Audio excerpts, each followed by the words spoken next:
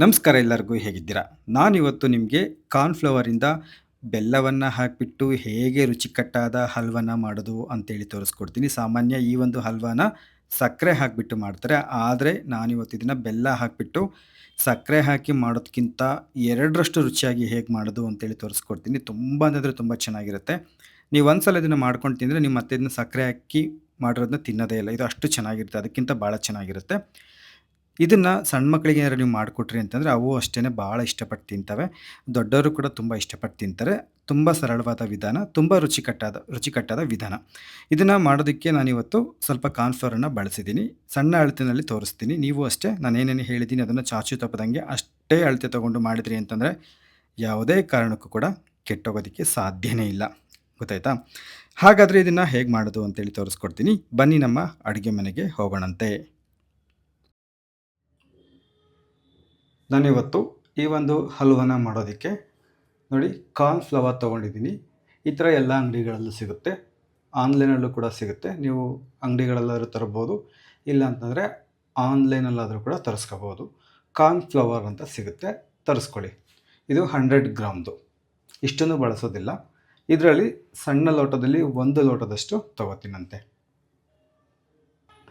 ನೋಡಿರಿ, ಟೀ ಕುಡಿಯೋ ಲೋಟದಲ್ಲಿ 1 ಲೋಟದಷ್ಟು ನಾನು ಇದನ್ನೇನು ಈ ಥರ ಒತ್ತಿ ತೊಗೊಂಡಿಲ್ಲ.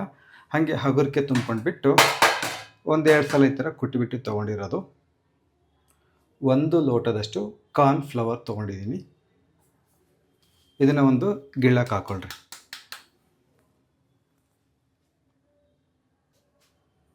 ಈಗ ಅದೇ ಲೋಟದ ಅಳತೆಯಲ್ಲಿ 2 ಲೋಟದಷ್ಟು ನೀರನ್ನು ಹಾಕೋತೀನಿ. 1 ಹಾಕಿದೆ. ಈಗ 2 ಲೋಟ ಹಾಕಿದೆ. ಇವಾಗ ಇದರಲ್ಲಿ ಯಾವುದೇ ಥರದ ಗಂಟುಗಳಿಲ್ಲದೆ ಇರೋ ಥರ ಚೆನ್ನಾಗಿ ಇದನ್ನು ಕಲಿಸ್ಬೇಕಾಗತ್ತೆ. ಗಂಟು ಏನಿರಬಾರ್ದು. ಒಂದು ಚಮಚ ತೊಗೊಂಡು ಹಿಂಗೆ ಇದು ಮಾಡಿದ್ರಿ ಅಂತಂದರೆ ಆರಾಮಾಗಿ ಇದೇನು ಗಂಟು ಬೀಳಲ್ಲ. ಮೈದಾ ಹಿಟ್ಟು ಆಗುತ್ತಲ್ಲ ಗಂಟು ಆ ಥರ ಏನಾಗಲ್ಲ. ನೋಡಿರಿ, ಸಿಂಪಲ್ ಹಿಂಗೆ ಅಂದರೆ ಸಾಕು, ಗಂಟುಗಳೆಲ್ಲ ಹೋಗ್ಬಿಟ್ಟು ಚೆನ್ನಾಗಿ ನೋಡಿರಿ ಹಾಲಾದಂಗೆ ಆಯಿತು. ಇಷ್ಟೇ, ಒಂದು ಗಂಟಿಲ್ಲ.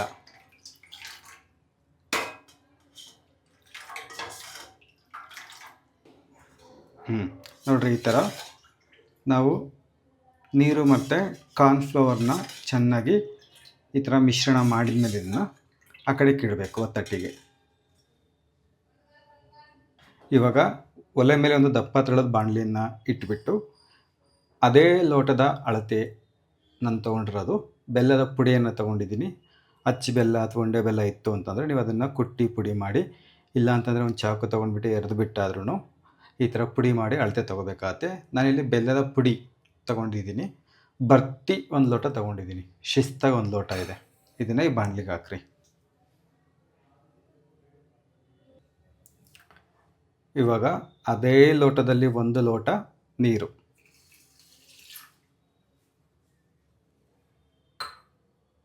ಈಗ ಸ್ಟವ್ ಹಚ್ಬಿಟ್ಟು ಬೆಲ್ಲವನ್ನು ಕರಗಿಸ್ಬೇಕು. ನೋಡಿ, ಬೆಲ್ಲ ಕರಗಿಬಿಟ್ಟು ಹಿಂಗೆ ಕುದಿಯೋದಕ್ಕೆ ಯಾವಾಗ ಶುರುವಾಗುತ್ತೋ ಆವಾಗಿಂದ ಸರಿಯಾಗಿ 1 ನಿಮಿಷ ಇದನ್ನು ಸಣ್ಣ ಉರಿನಲ್ಲಿ ಹಿಂಗೆ ಕುದಿಸಿ. ನಿಮ್ಗೆ ಏನಾದರೂ ಬೆಲ್ಲದಾಗಿ ಕಸರು ಕಸಗಿಸಿ ಏನಾದ್ರು ಐತೆ ಅನ್ನ ಏನಾದರೂ ಗುಮಾನಿ ಇತ್ತು ಅಂತಂದರೆ ಇದನ್ನು ನೀವು ಸೋಸ್ಕೋಬೋದು. ಜರಡಿ ತಗೊಂಡು ಸೋಸ್ಬಿಟ್ಟು ಆಮೇಲೆ ಬಳಸ್ಕೋಬೋದು. ನೋಡಿ, ಇವಾಗ ನಾವಿಲ್ಲೇನು ಕಾರ್ನ್‌ಫ್ಲವರ್ನ ಚೆನ್ನಾಗಿ ಈ ಥರ ಕಲಸಿಟ್ಟಿದ್ದೀವಲ್ಲ, ಇದು ಚೆನ್ನಾಗಿ ಕರಗುತ್ತೆ. ನೀವೇನು ಕಷ್ಟಪಡೋದು ಬೇಕಾಗಿಲ್ಲ. ಅದನ್ನು ಹಿಟ್ಟು ಹಾಕಿದ ಮೇಲೆ ನೀರು ಹಾಕಿ ಒಂದು 2 ನಿಮಿಷ ಹಂಗೆ ಬಿಟ್ಟಾಗ ಅದು ಚೆನ್ನಾಗಿ ನೀರು ಕುಡ್ಕೊಂಡಿರ್ತಾವೆ. ನಿಧಾನಕ್ಕೆ ಹಿಂಗೆ ಇದೇ ಚಮಚದಲ್ಲಿ ಹಿಂಗೆ ಅಂದ್ರಿ ಅಂತಂದರೆ ಎಲ್ಲ ಕಡೆಗೂ ಸಮನಾಗಿ ಹೋಗಿಬಿಟ್ಟು ಒಂದೇ ಅವಣಿಗೆ ಬರುತ್ತೆ. ನೋಡಿ, ಇವಾಗ ಕುದಿಬೇಕಾದ್ರೆ ಏನು ಮಾಡಬೇಕು, ಉರಿ ಸಣ್ಣಕ್ಕೆ ಇಟ್ಕೊಂಡು ಇದಕ್ಕೆ ಇದನ್ನು ಹಾಕಬೇಕು. ನೋಡಿರಿ, ಈ ಥರ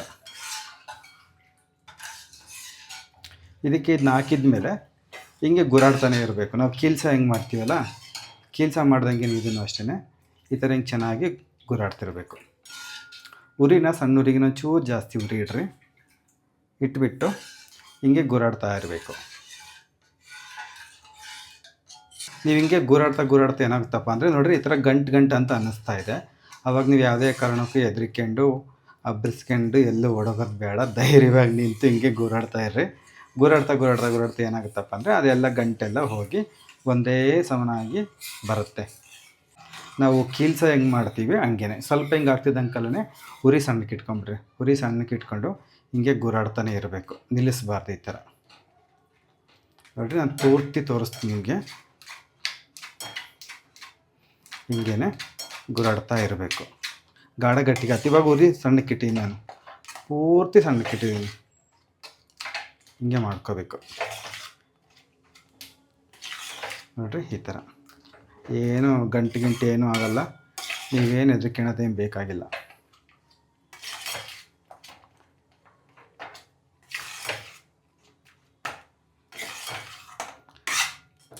ಸಣ್ಣ ಉರಿನಲ್ಲೇ ಮಾಡ್ಕೋಬೇಕು ಇದನ್ನು, ಉರಿ ಜಾಸ್ತಿ ಇಡಬಾರ್ದು.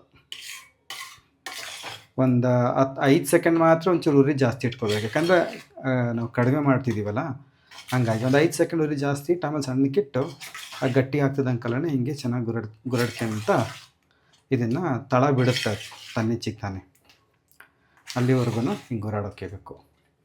ಇವಾಗ ಸ್ವಲ್ಪ ಒಂದು ಚಮಚ ತುಪ್ಪ ಹಾಕ್ತಾಯಿದ್ದೀನಿ.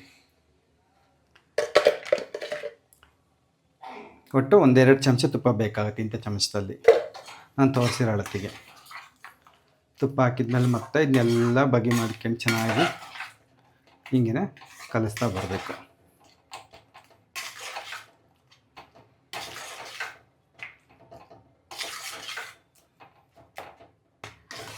ಒಂದು ಸ್ವಲ್ಪ ಹೊತ್ತಿಗೆ ಎಷ್ಟು ಚೆನ್ನಾಗಿ ಬಂದೈತೆ ನಿಮಗೆ ನೋಡಿರಿ.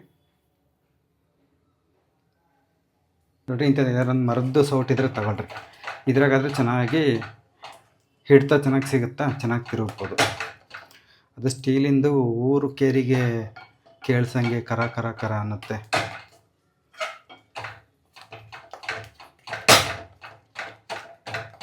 ಈಗ ಇನ್ನೊಂದು ಸ್ವಲ್ಪ ತುಪ್ಪ ಹಾಕ್ತಾಯಿದ್ದೀನಿ. ಒಟ್ಟಾರೆ ಇದರಲ್ಲಿ 1-2 ಚಮಚ ತುಪ್ಪ ಸಾಕಾಗುತ್ತೆ, ಜಾಸ್ತಿ ಏನು ಬೇಡ. ತುಪ್ಪ ಸೇರಲ್ಲ ಅನ್ನೋರು 1 ಚಮಚ ಎಣ್ಣೆ ಹಾಕ್ಬೋದು. ಎಣ್ಣೆ ಯಾವ್ದು ಹಾಕ್ತೀರ ಅಂದರೆ ಸೂರ್ಯಕಾಂತಿ ಎಣ್ಣೆನೇ ಹಾಕ್ಕೋಬೇಕು. ಬೇರೆ ಶೇಂಗಾ ಎಣ್ಣೆ ಎಲ್ಲ ಹಾಕಿದರೆ ಅದರದ್ದೇ ವಾಸನೆ ಇರುತ್ತೆ, ತಿನ್ನೋಕ್ಕಾಗಲ್ಲ. ಸೂರ್ಯಕಾಂತಿ ಎಣ್ಣೆ ಹಾಕ್ಕೋಬೋದು. ತುಪ್ಪ ಹಾಕಿದರೆ ಒಳ್ಳೆಯದು. ಇದು ನಿಮ್ಮ ಕಡಿಮೆ ಅಳತೆಯಲ್ಲಿ ತೋರಿಸ್ತಿರೋದ್ರಿಂದ ನೀವು ಆರಾಮಾಗಿ ಮಾಡಿಬಿಟ್ಟು ಚೆನ್ನಾಗಿ ಬರುತ್ತೆ. ತಿಂದ್ಬಿಟ್ಟು ನಿಮ್ಗೆ ಇಷ್ಟ ಆಯಿತು ಅಂತಂದರೆ ನೀವು ಅವಾಗವಾಗ ಮಾಡ್ಕೊಂಡು ತಿಂತಿರ್ಬೋದು. ಎರಡನೇ ಸತಿ ತುಪ್ಪ ಹಾಕಿದ್ಮೇಲೆ ಇಲ್ಲಿ ಸ್ವಲ್ಪ ಬಾದಾಮಿನೂ ಮತ್ತು ಗೋಡಂಬಿನೂ ಈ ಥರ ಹೆಚ್ಚಿಟ್ಕೊಂಡಿದ್ದೀನಿ. ಇದನ್ನು ಸ್ವಲ್ಪ ಇದಕ್ಕೆ ಹಾಕ್ತಾಯಿದ್ದೀನಿ. ಒಂದು 4 ಉಳಿಸ್ಕೊತೀನಿ ಮೇಲೆ, ಹಂಗೆ ಒಂಚೂರು ಇದನ್ನು ಮಾಡೋದಕ್ಕೆ ಒಂದಿಷ್ಟು. ಇವಾಗ ಇದನ್ನು ಇದಕ್ಕೆ ಹಾಕ್ಬಿಟ್ಟು ಚೆನ್ನಾಗಿ ಹಿಂಗೆ ತಿರುಗಬೇಕು. ನಾನ್ ಸ್ಟಿಕ್ ಪಾತ್ರೆಗಳಾದರೆ ನಿಮಗೆ ಸಲೀಸಾಗುತ್ತೆ. ಇದು ನಾನ್ ಸ್ಟಿಕ್ ಅಲ್ಲ, ಸ್ಟೀಲಿಂದು. ಇದ್ರಾಗೂ ಮಾಡ್ಬೋದು, ಏನು ತೊಂದರೆ ಇಲ್ಲ. ದಪ್ಪ ತಳ ಇರೋ ಬಾಣಲೆಗಳು ಯಾವಾದ್ರೂ ಸರಾಗವಾಗಿ ಮಾಡ್ಬೋದು, ಏನು ಕಷ್ಟ ಆಗಲ್ಲ.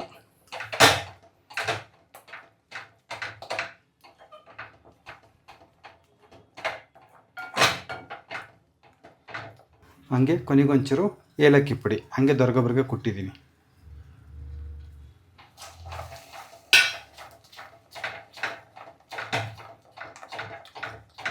ಕೊನೆಗೆ ನೋಡ್ರಿ, ನಿಂಬೆ ಹುಳಿ ಸ್ವಲ್ಪ ನೋಡ್ರಿ, ಎಷ್ಟು ಹಾಕ್ತೀವಿ ನೋಡ್ತಿದ್ದೀರಲ್ಲ, ಎಷ್ಟು ತೀರಾ ಜಾಸ್ತಿ ಹಾಕ್ಬಾರ್ದು, ಉಳ್ಗಾಗ್ಬಿಡುತ್ತೆ. ಒಂದಿಷ್ಟು ನಿಂಬೆ ಹುಳಿನ ಹಾಕಬೇಕು, ಒಂದಿಷ್ಟು ಕೊನೆಗೆ ಇಳಿಸೋ ಮುಂದೆ.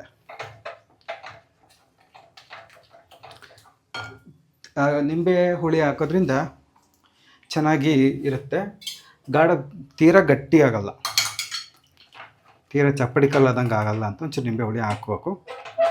ಅದೇನು ಗೊತ್ತಾಗಲ್ಲ, 1-2 ಹನಿ ಹಾಕಿದರೆ ಏನು ಗೊತ್ತಾಗಲ್ಲ. ತೀರಾ ಜಾಸ್ತಿ ಹಾಕ್ಬಾರ್ದು. ಇವಾಗ ಜಾಸ್ತಿ ಪ್ರಮಾಣದಲ್ಲಿ ಮಾಡ್ತಿದ್ದೀರ ಅನ್ನೋದಾದರೆ ಒಂಚೂರು ಜಾಸ್ತಿ ಹಾಕ್ಬೋದು. ನಾನು ಪೂರ್ತಿ ಸಣ್ಣೂರಿನಲ್ಲೇ ಇಟ್ಟಿದ್ದೀನಿ ನೋಡಿರಿ. ಇವಾಗೆಲ್ಲ ಚೆನ್ನಾಗಿ ತಳ ಬಿಡ್ತಾಯಿತ್ತು. ಇವಾಗ ಎಲ್ಲ ಒಂದೇ ಕಡೆಗೆ ಮುದ್ದೆ ಆಗ್ತಾಯಿತ್ತಾ, ಹಿಂಗೆ ಆಗಬೇಕು. ಇನ್ನೊಂದು 1 ನಿಮಿಷ 2 ನಿಮಿಷ ಹಿಂಗೆ ಮಾಡ್ತೀನಿ. ಹಿಂಗೆ ಮಾಡಿ ಯಾತ್ರದನ್ನ ಒಂದು ಗಿಳ್ಳಕ್ಕ ಪಳ್ಳಕ್ಕ ಹಾಕಿ ತಣ್ಣಗಾದ್ಮೇಲೆ ಕೊಯ್ಕೊಂಡು ತಿಂದರೆ ಹಾಗೆ ಹೋಯ್ತು.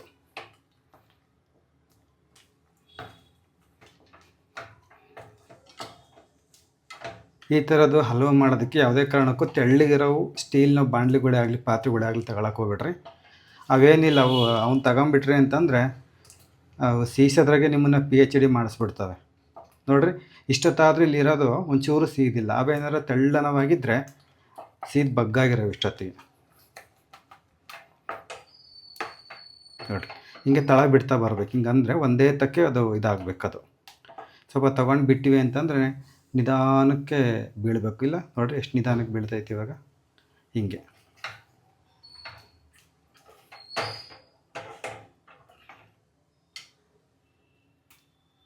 ಇವಾಗ ನೋಡಿರಿ, ಯಾವ್ದಾರ ಈ ಥರದ್ದು ಸ್ಟೀಲಿನ ಬಾಕ್ಸಿಗೆ ಒಂಚೂರು ತುಪ್ಪ ಸವರಿ ಅದಕ್ಕಿದನ್ನ ಹಾಕಬೇಕು.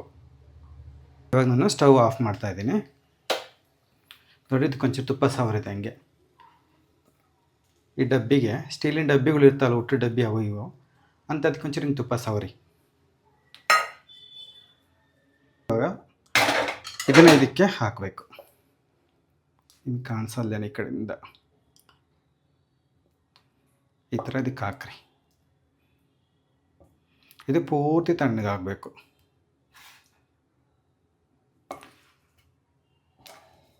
ಚೆನ್ನಾಗಿ ಈ ಥರ ಎಲ್ಲ ಸೀಟಿ ಅಚ್ಚುಕಟ್ಟಾಗಿ ಇದಕ್ಕೆ ಹಾಕಬೇಕು.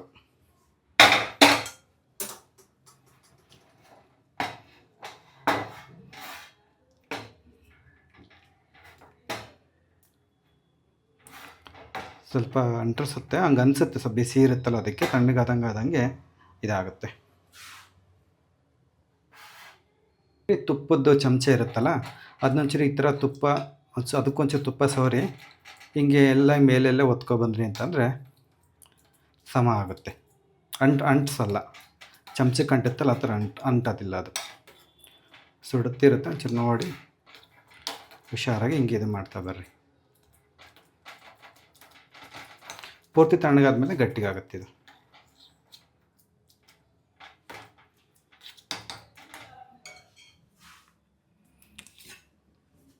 ಹಂಗೆ ಮೇಲೆ ಒಂಚೂರು ಚೆನ್ನಾಗಿ ಕಾಣಬೇಕು ಅನ್ನೋದಾದರೆ ಒಂಚೂರು ಇಂಥದ್ದೇ ಮೊದಲೇ ಸಣ್ಣ ಕೆಚ್ಚಿಟ್ಕೊಂಡಿದ್ವಲ್ಲ ಬಾದಾಮಿ ಮತ್ತು ಗೋಡಂಬಿನ ಒಂಚೂರು ಮೇಲೆ ಉದುರಿಸಿದ್ರಿ ಅಂತಂದರೆ ಹಾಗೇ ಹೋಯ್ತು ರುಚಿಕಟ್ಟಾದ ಬೆಲ್ಲದ ಬಾಂಬೆ ಹಲ್ವಾ. ನೋಡಿ, ಈ ಥರ ಎಲ್ಲ ಚೆನ್ನಾಗಿ ಒತ್ತಿದಾದ್ಮೇಲೆ ಇದು ಪೂರ್ತಿ ತಣ್ಣಗಾಗಿಬಿಡಬೇಕು.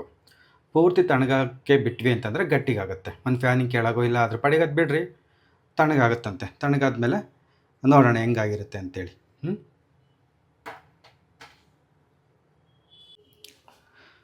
ಈಗ ತಣ್ಣಗಾದ್ಮೇಲೆ ನೋಡೋಣ ಬರ್ರಿ. ಭಾಳ ಸುಲಭವಾಗಿ ಬಿಡುತ್ತೆ ನೋಡಿರಿ. ಹಿಂಗಂದರೆ ಸಾಕು. ನೋಡಿರಿ, ಇವಾಗ ಪೂರ್ತಿ ತಣ್ಣಗಾದ್ಮೇಲೆ ಸುಮ್ಮನೆ ಒಂದು ಚಾಕು ತೊಗೊಂಡ್ಬಿಟ್ಟು ಸುಮ್ಮನೆ ಹಿಂಗೆ ಸಡ್ಲಿಸ್ರಿ ಅಷ್ಟೇ. ಸುತ್ತಲ್ವ ಬಿಡುತ್ತೆ. ನಿಮ್ಗೆ ಕಾಣಿಸ್ತಾ ಇರ್ತಲ್ಲ ಹಿಂಗೆ ಸುಮ್ಮನೆ ಸ್ವಲ್ಪ ಸಡ್ಲಿಸಿ ಚೂರು ಹಿಂಗೆ ಎತ್ತರಿ, ಹಿಂಗೆ ಈ ಥರ. ಆಮೇಲಿಂದ ಈ ಥರ ಕೈಗೆ ತಗೊಳ್ರಿ. ಹಿಂಗೆ ಕೈಗಾದರೂ ತಗೊಳ್ರಿ, ಇಲ್ಲ ಅಂತಂದರೆ ತಟ್ಟೆ ಮೇಲಾದರೂ ಹಾಕ್ರಿ. ನೋಡ್ರಿ ಎಷ್ಟು ಚೆನ್ನಾಗಿ ಬಂದೈತೆ ಅಂತೇಳಿ. ಭಾಳ ಚೆನ್ನಾಗಿ ಬಂದೈತೆ. ಇವಾಗ ಇದನ್ನು ಕತ್ತರಿಸೋದು ಅಷ್ಟೇ, ಇನ್ನೇನು ಇಲ್ಲ. ರುಚಿ ಮಾತ್ರ ಅದ್ಭುತವಾಗಿರುತ್ತೆ. ನಿಮಗೆ ಯಾವ ಆಕಾರಕ್ಕೆ ಬೇಕೋ ಆ ಆಕಾರಕ್ಕೆ ಕಟ್ ಮಾಡಿರಿ. ಈ ಥರ. ಇನ್ನೂ ಸ್ವಲ್ಪ ಬೆಚ್ಚಗೈತೆ. ನನಗೆ ಅಲ್ಲೇ ಎಷ್ಟೊತ್ತಿಗೆ ಕಟ್ ಮಾಡಿ ಬಾಯಿಗೆ ಹಾಕ್ಯಣದು ಅನ್ನಂಗೆ ಆಗ್ತಿತ್ತು.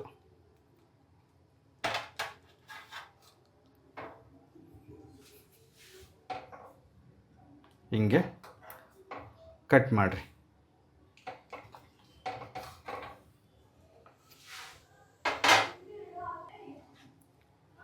ನೋಡಿ, ಇಷ್ಟು ಮಾಡಿದ್ರಿ ಅಂತಂದರೆ ರುಚಿಕಟ್ಟಾದ ಬೆಲ್ಲದ ಬಾಂಬೆ ಹಲ್ವಾ ಸಿದ್ಧವಾಯಿತು ಅಂತಲೇ ಅರ್ಥ. ನೋಡಿರಿ ಎಷ್ಟು ಚೆನ್ನಾಗಿ ಬಂದೈತೆ ಅಂತ.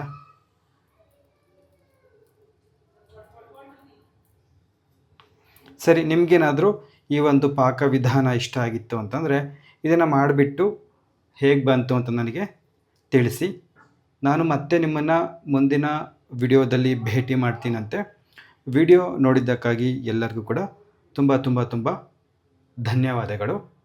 ನಮಸ್ತೆ.